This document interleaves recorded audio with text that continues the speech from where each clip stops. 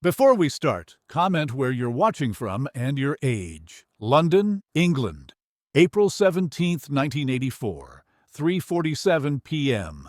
Freddie Mercury sits alone in a small doctor's office in Harley Street. He's wearing sunglasses even though he's indoors, a hat pulled low, a coat collar turned up, the universal uniform of someone who doesn't want to be recognized. The doctor, Dr. Gordon Atkinson, a specialist in what the medical community is just beginning to call the gay plague, sits across from him holding a manila folder. His face is carefully neutral, professional, but his hands are shaking slightly as he opens the file. "Mr. Mercury," he says quietly, "I'm afraid the results are positive." The words hang in the air. Positive. Such a strange word to use for something so devastating. Positive, like it's good news, like it's something to celebrate. Freddie doesn't move, doesn't speak, just sits there behind his sunglasses, perfectly still, as if moving might make it real, as if staying frozen might keep this moment from actually happening. "Do you understand what I'm saying?" Dr. Atkinson asks gently. Freddie nods. Once. A tiny movement. "The virus we've detected, it's what's being called HTLV3, human T lymphotropic virus type 3. In the United States, they're calling it AIDS, acquired immune deficiency syndrome. I know what it is." Freddie's voice is flat, empty. "I read the papers. I know what it means." "Then you understand that currently there's no cure, no effective treatment. We're still learning about transmission, progression, prognosis." "How long?" Freddie interrupts. "How long do I have?" Dr. Atkinson is quiet for a moment.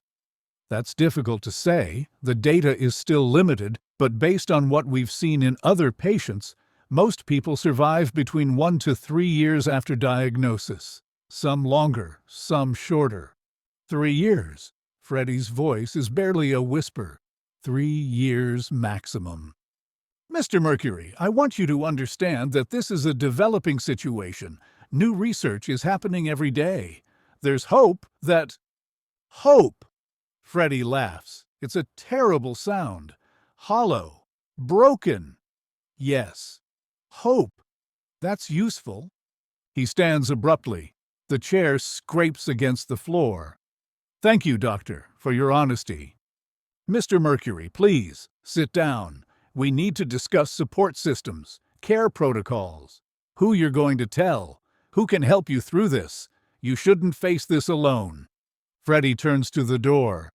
"I've been alone my entire life, doctor. I'm quite good at it." "Please, at least let me schedule a follow-up appointment. I'll call you." Freddie opens the door. "If I need anything, I'll call." But Freddie is already gone, walking quickly down the corridor, past other patients, past nurses, past the receptionist who recognizes him and opens her mouth to say something, probably to ask for an autograph, but closes it when she sees his face. He walks out into the London afternoon. April, spring. The city is alive with people shopping, laughing, living without death sentences, living without knowing that their bodies are betraying them, living in a way Freddie Mercury will never live again.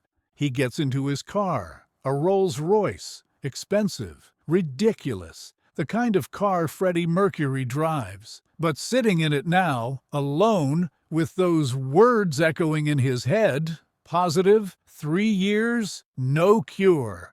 It feels like a joke, like he's playing dress-up. He doesn't drive home immediately. Instead, he drives aimlessly through London, Kensington, Chelsea, Soho, past places he knows, places he's performed, places he's lived and loved and created. All of it suddenly feels distant, like it belongs to someone else. At 7:30 p.m., he finally pulls into the driveway of Garden Lodge, his home, his sanctuary, the place he bought to feel safe, protected, private. He sits in the car for 10 minutes, staring at the house, thinking about walking inside, about what happens next, about how he's supposed to live with this knowledge, this certainty, this countdown. 3 years, maybe less, probably less. The doctor was being optimistic. Freddie knows about AIDS. Everyone knows about AIDS. It's in the papers every day. Gay men dying, young men, healthy men one day, gone the next, wasting away, covered in lesions, dying alone in hospital rooms because even their families won't visit them. That's Freddie's future now. That's what positive means. He gets out of the car, walks to the door, unlocks it, steps inside, and the house is quiet, empty. He lives alone. Has for years, prefers it that way. Except right now, at this moment, he would give anything to have someone here. Anyone. Just so he's not alone with this news. Quick reminder, if you're enjoying this, don't forget to like the video and subscribe. He pours himself a vodka, straight, drinks it standing at the kitchen counter. Pours another, drinks that too. Pours a third. His hands are shaking now. The bottle clatters against the glass. The phone rings. He stares at it. Lets it ring. The answering machine picks up. It's Brian May. "Freddie, it's me, just calling to confirm tomorrow's session. Studio at 2. We're working on the new stuff. Roger's got some ideas for drum arrangements. Call me back when you get this." The machine beeps, goes silent. And Freddie stands in his kitchen, drink in hand, thinking about tomorrow's session, about walking into the studio, about pretending everything is normal, about recording songs he might not live to hear released, about facing Brian and Roger and John and lying to them every single day, for however long he has left. He can't tell them. That's immediately clear. He can't tell anyone, because if he tells them, it becomes real. If he tells them, they'll treat him differently. They'll look at him with pity, fear. They'll start pulling away. Everyone pulls away. That's what happens with AIDS. Freddie's read the stories. Friends abandoning friends. Families disowning sons. And his career. God, his career. Queen is at the peak. They're recording a new album, planning tours. If word gets out that Freddie Mercury has AIDS, the first major rock star with the gay plague, it's over. Finished. The press will destroy them. Venues will cancel. Radio stations will stop playing their music. So he can't tell anyone. Not Brian. Not Roger. Not John. Not even Mary. Especially not Mary. Because Mary will see through him. Will know he's dying. Will try to help. And Freddie can't bear that. 3 years of lying, 3 years of pretending, 3 years of dying while pretending to be alive. Freddie finishes his third drink, pours a fourth, and then he does something he hasn't done since he was a child in Zanzibar. He prays, not to the Zoroastrian god of his parents, not to any god really, just out, into the void. "Please," he whispers into the empty kitchen, "please don't let it hurt. Please don't let me die alone. Please don't let me become one of those men in the newspapers, the ones who disappear. Please let me matter. Let my life mean something. Let the music be enough." Nobody answers. Of course nobody answers. Freddie didn't expect them to. He goes upstairs, to his bedroom, lies on the bed fully clothed, and stares at the ceiling, thinking about tomorrow. About the studio session, about pretending, about lying, about being Freddie Mercury when all he feels like is Farrokh Bulsara, dying. He doesn't sleep. Not that night. He lies there until dawn, watching the room change from black to gray to gold as the sun rises. And when morning comes, he gets up, showers, dresses, puts on Freddie Mercury like a costume, and goes to the studio. Brian and Roger are already there when he arrives. "There you are," Brian says cheerfully. "Thought you'd forgotten about us." "Never, darling." Freddie's smile is perfect, dazzling. The Freddie Mercury smile that millions of people love. "I was just fashionably late, as always." They work for 6 hours. Recording, arranging, arguing about tempo and key changes. Normal things, music things. Things that used to matter. And Freddie performs, not just sings, performs. He's brilliant, funny, creative. He throws himself into the music with an intensity that makes Brian comment, "Someone's inspired today." "Always inspired when I'm with you boys," Freddie says lightly. "You bring out the best in me." What he doesn't say is that every note might be his last. Every session might be the final one. Every song might be the one people remember him by. So he's going to make it count. All of it. Every second. When they break for dinner, Roger asks, "You all right, Fred? You seem, I don't know, different, intense." "I'm perfect," Freddie lies.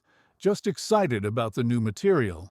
"You sure? Because if something's wrong—" "Nothing's wrong. Now stop mother-henning me and let's eat. I'm starving." And that's how it goes. Day after day. Week after week. Month after month. Freddie goes to the studio, records songs, tours with the band, does interviews, poses for photographs, lives the life of Freddie Mercury, international rock star, and every night he goes home alone, to Garden Lodge, to his empty house, to the knowledge that he's dying, that the clock is ticking, that every day brings him closer to the end. He tells no one, not for 3 years. Not through the recording of the Works album, not through the famous Live Aid performance in July 1985, where Freddie owns Wembley Stadium, where he gives what many call the greatest live performance in rock history, where he looks invincible, immortal, like a god on stage, all while knowing, all while dying. The Live Aid performance becomes legendary, 20 minutes that define a generation. Freddie walks onto the Wembley stage in a white tank top and jeans. Simple, no costume, no elaborate setup. Just Freddie and his voice. And 72,000 people. He opens with Bohemian Rhapsody, the operatic section. The crowd sings every word. Then Radio Gaga, the entire stadium clapping in unison. Then Hammer to Fall. Then Crazy Little Thing Called Love. Then We Will Rock You. Then We Are the Champions. 20 minutes, 6 songs. One man commanding the largest audience in history. 1 billion people watching on television. And not one of them knows. Not one person sees. They all think they're watching Freddie Mercury at his peak, at his most powerful, at his most alive. They don't know he's dying. Don't know he got his diagnosis 15 months ago. Don't know that every note he's singing is borrowed time, that every breath is defiance, that every moment on that stage is Freddie Mercury telling death to fuck off. Not today. Not yet. I'm not done. Backstage after the performance, Brian hugs him. "That was incredible. You were incredible. Best we've ever been." Freddie smiles. But inside he's thinking, did I just perform my funeral? Was that my goodbye? Will this be what people remember? He doesn't know. Can't know. All he knows is that he's still here, still standing, still Freddie Mercury. For one more day. The Magic Tour follows in 1986, Queen's biggest tour, stadiums across Europe, hundreds of thousands of people, and Freddie performs every night, 26 shows, 2 hours each, singing, dancing, owning every stage, all while dying, all while knowing. 2 years after the diagnosis now, longer than some people survive, but Freddie keeps going, keeps performing, keeps being exactly who he is. Until 1987, 3 years after the diagnosis, when he finally tells someone, Jim Hutton, the man he's been seeing for 2 years, the man he loves but is kept at arm's length because getting close to someone when you're dying feels cruel. "I have something to tell you," Freddie says one night in Jim's apartment. They've been together for 2 years, living separately, meeting secretly. "What is it?" Jim asks.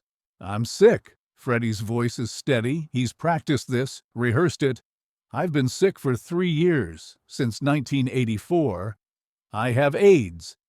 Jim goes very still. "What?" "I tested positive in April 1984. I've known for 3 years. I haven't told anyone. Not the band, not Mary. No one. Just me. And the doctors. And now, you. Jim stares at him. 3 years? You've known for 3 years? Yes. Live Aid. You knew during Live Aid? Yes. The magic tour, the recordings, everything. You've been dying this whole time? Yes. Jim stands abruptly, paces to the window. Why didn't you tell me? Why didn't you tell anyone? Because I was afraid. Because telling makes it real. Because the moment people know, everything changes. They treat you differently. They pull away. And I couldn't bear that. I couldn't bear watching everyone I love leave me. I wouldn't leave you. You say that now, but you don't know. Nobody knows how they'll react until they're faced with it. With death, with disease. Jim turns back to him. His face is wet. He's crying. You stupid, stupid man. You've been carrying this alone for 3 years? Dying alone? I'm always alone. That's nothing new. It doesn't have to be. Jim crosses the room, sits beside Freddie, takes his hand. You don't have to be alone anymore. I'm here. I'll stay. For however long you have, I'll stay. Freddie pulls his hand away. You don't understand what you're saying. It's going to get ugly. Very ugly. I'm going to waste away. I'm going to lose my sight, my mind, and you're going to have to watch. You're not doing anything to me. The virus is. And I'm choosing to stay. Do you understand? I'm choosing this. I'm choosing you, even knowing, especially knowing. Freddie breaks. For the first time in 3 years, he breaks. He puts his head in his hands and sobs. Actually sobs. All the fear and loneliness and terror of those 3 years pouring out all at once. And Jim holds him. Doesn't pull away. Doesn't flinch. Just holds him. How long? Jim asks when Freddie's sobs have quieted. How long do you have? I don't know. The doctor said 1 to 3 years after diagnosis. That was 3 years ago. I'm living on borrowed time now. Every day is a gift. Then we'll make every day count. We'll make them all count. And they do. For the next 4 years, 4 years longer than anyone predicted, Freddie lives, not just survives, lives. He records innuendo. He writes, "The show must go on." He sings until his voice gives out. He creates until he can't anymore. But those 3 years, 1984 to 1987, when he carried the secret alone, when he faced death without telling a soul, when he sang at Live Aid knowing he was dying, those 3 years define him more than any performance. Because that's when Freddie Mercury proved he was more than a performer, more than a voice. That's when he proved he was human, flawed, terrified, but unbreakable. Because even knowing he was dying, even carrying a death sentence for 3 years, he didn't stop, didn't quit. He kept singing, kept creating, kept being Freddie Mercury, right up until the moment his body wouldn't let him anymore. In 2010, 19 years after Freddie's death, Jim Hutton publishes his private diaries. And in them, he reveals the truth. That Freddie knew in 1984. That the test was positive 3 years before the world thought. That Live Aid, the magic tour, all of it, all performed by a dying man who told no one. The revelation rewrites history. Every photograph from those years takes on new meaning. Every performance becomes a farewell. Every smile becomes an act of defiance. Every song becomes a prayer. Brian May reads the diaries. He calls Jim immediately. Is it true? 1984? Yes. Live Aid. He knew during Live Aid. Yes. Brian is quiet for a long moment. That performance at Wembley, when he owned 72,000 people, when he proved he was the greatest frontman who ever lived. He did that knowing he was dying. He did that because he was dying. He knew it might be his last chance to show the world who Freddie Mercury was, so he gave them everything. Brian hangs up. He doesn't call back for 3 days. When he finally does, his voice is rough, like he's been crying. "I've been thinking about what you said, about Freddie knowing, and I realized something. We all thought we knew him, thought we understood him, but we didn't. We didn't know the half of it." "What do you mean?" "I mean that the bravest thing Freddie ever did wasn't walking onto that Wembley stage in 1985. It was walking off that stage, going home alone, and waking up the next day to do it all over again. Knowing, always knowing, and never telling us, never asking for help, never letting us share the burden." Jim understands, because he watched Freddie do it for 4 more years after 1987, watched him face death every single day and still show up, still create, still love, still live. "He didn't tell you because he loved you," Jim says. "All of you, the band, Mary, everyone. He didn't want to burden you, didn't want you to treat him differently. He wanted to be Freddie Mercury until he couldn't be anymore. And telling you would have ended that. He should have told us. We could have helped. You did help by not knowing, by treating him normally, by letting him be who he was until the end. That's what he needed. Not pity, not special treatment, just normalcy, for as long as possible." The Diaries change everything. Scholars re-examine Freddie's life. Musicians reinterpret his songs. Fans see him through new eyes. The man who sang at Live Aid becomes the man who sang at Live Aid while dying. The performance becomes something else, something transcendent. "I Want to Break Free" takes on new meaning, because Freddie wrote it knowing he'd never be free, knowing his body was a prison. "Who Wants to Live Forever" becomes a prophecy, because Freddie sang those words knowing he didn't have forever, knowing his time was already running out. "The Show Must Go On" becomes his epitaph, because Freddie lived those words. Literally. The show went on. For 3 years after diagnosis, for 7 years total. The show went on until Freddie's body finally, mercifully, let him stop. Mary Austin learns the truth from the Diaries, too. She's devastated. "He didn't tell me, his best friend, the person who knew him better than anyone. And he didn't tell me." Jim meets her for coffee at Garden Lodge, the house Freddie left to her in his will. They sit in the kitchen where Freddie stood alone in 1984, drinking vodka, praying into the void. "He wanted to tell you," Jim says. "He almost did, so many times, but he couldn't, because you would have seen through him. You would have known he was scared, and he couldn't let anyone see that. I could have helped. You did, by being there, by being normal, by giving him one person who didn't treat him like he was dying.